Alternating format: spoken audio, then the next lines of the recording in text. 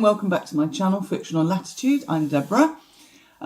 First of all, I must apologise for the delay in this video, but we've had, thankfully, bad weather here because we desperately need the rain, and it's been really dark. It's still dark today. I've got every light I have on in here to try and get it as bright as possible. So hopefully I'm not in the shadows. I'm probably actually less in the shadows than normal. I've got my cup of tea in my favourite book lover's mug. And instead of my long video that I was going to do, I'm going to do a quick one on the 2 5-star books that I have read this year so far. The first is The Trouble with Sheep and Goats, which I did talk about previously a little bit, and The Reading List by Sara, Nisha Adams. Oh, sorry, that was Trouble with Sheep and Goats was by Joanna. So I'm just going to tell you a little bit about these 2 books and why I've given them 5 stars. So we'll start with The Reading List.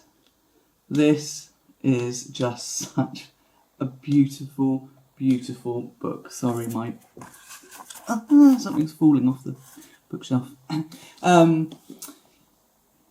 As you can guess, it's about a reading list, but it's basically, this book captures the beauty of reading and how, despite the fact that we might think that reading is a solitary activity, it actually isn't, because, well, we have book clubs, we have YouTube channels, for example, but it can bring people together, and especially in a place like a library, which is one of the main scenes for this.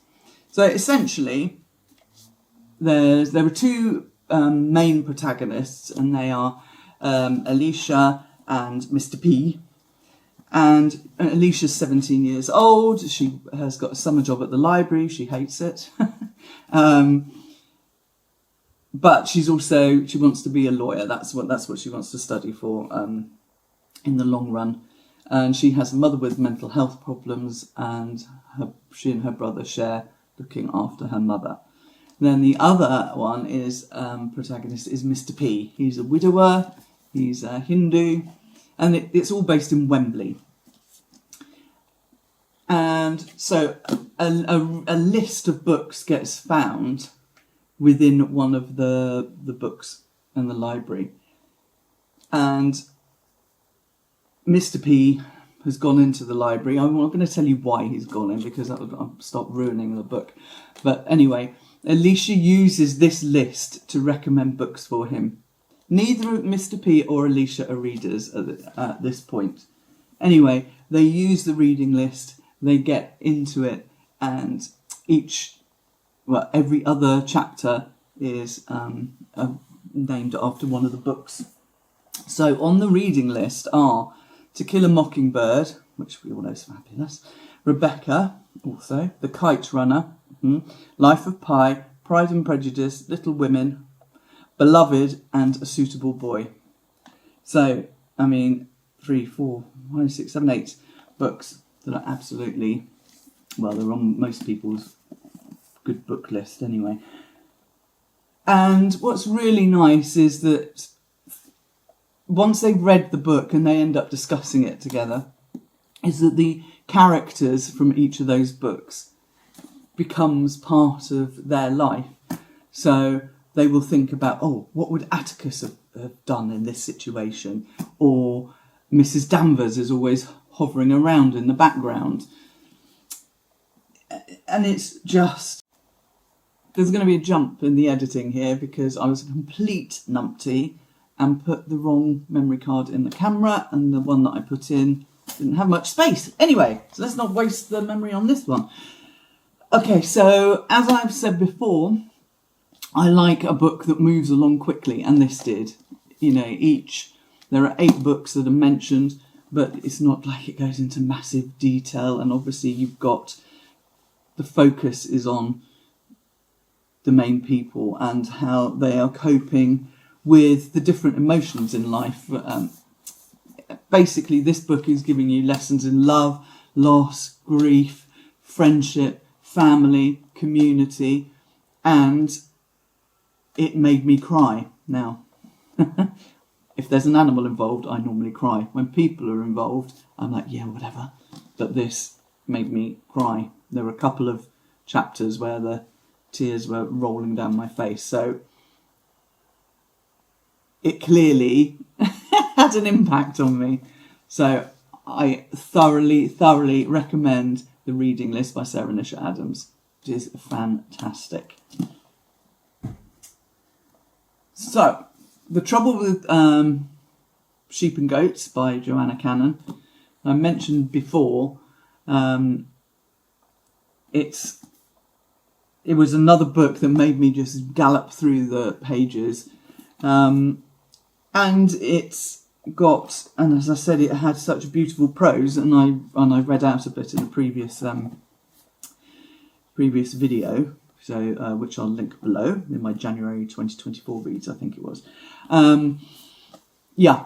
So this is based in the Midlands in the summer of 1976, which I remember as a child myself, with the tarmac melting under your feet and the heat. Oh my God, the heat. Not that you mind too much when you were 6 years old. Well, I didn't.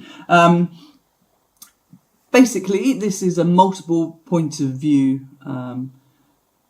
book, and it looks at the people within the avenue where the main protagonist, Grace, lives. Grace is 10 years old, so we get the child's point of view of things, which is always interesting to have, as opposed to just some cynical adult. But we also get the adult's point of view as well. Mrs. Creasy has gone missing from the avenue. She's one of the neighbours. And of course, this is the big thing that has happened this year. But what happens throughout this summer is that we find out about the secrets that are behind every door on the avenue. We find out about Thin Brian and his domineering mother, Eric, who's still grieving for the loss of his wife, and then of course the number 11 at the end of the, I hope it was number 11, number 11 at the end of the avenue that's a little bit set back behind trees. There's something dark about that place. And actually a lot of it does focus on what happened in that house. And a baby that had gone missing some years before. So it's just, I didn't cry in this one, so it's not that much of an emotional impact, but I was there the whole time with this, and by bringing in the multiple points of view and understanding about the different things that affect people in their lives, whether that's loss. And there's a lot about loss in here, because obviously Mrs. Creasy's gone missing, Eric's a widower, a baby went missing. So there's a lot of loss in this book. And the trouble with goats and sheep comes from a quote in the Bible. And Grace and her friend Tilly had been in church. And there's something about that quote was mentioned, and so they were like, okay. So if there are goats, which are bad, and then there are sheep, who are good, what's that all about? And then they decide that if they look for Jesus, everything will be fine, and Mrs. Creasy will be found as well.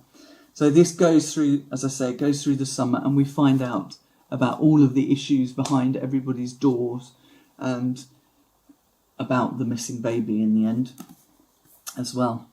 So it was a really nice read. The prose is just beautiful in this, and when you're getting it from Grace's 10-year-old viewpoint, it's nice because it's innocent. There's none of the duplicity that you get with adults, and that's very clear in here as well. So I would highly recommend The Trouble with Goats and Sheep by Joanna Cannon.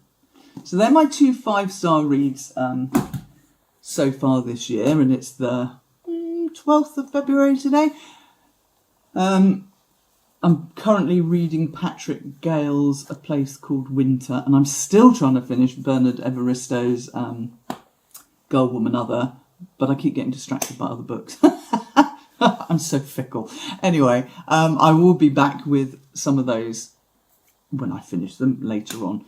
And I also hope to bring you, which is what I was going to do, and then for some reason I didn't, was my favourite books of all time, which I have piled up on the floor behind me.